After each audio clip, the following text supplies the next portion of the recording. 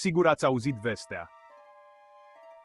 Castelul Bran, locul legendelor, vă așteaptă să-l descoperiți.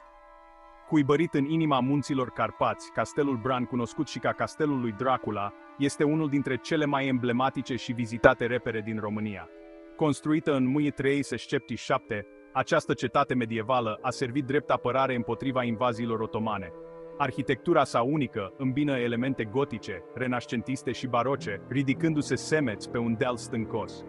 Dar ceea ce îi captivează cu adevărat pe vizitatori este legătura sa cu legenda lui Dracula.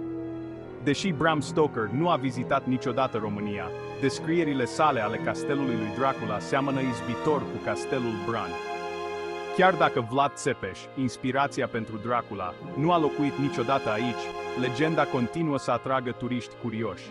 Explorați încăperile grandioase ale castelului, artefactele medievale și obiectele personale ale regalității românești.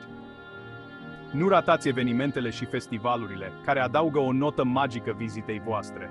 Castelul Bran este locul unde istoria și legendele prind viață, promițând o aventură de neuitat.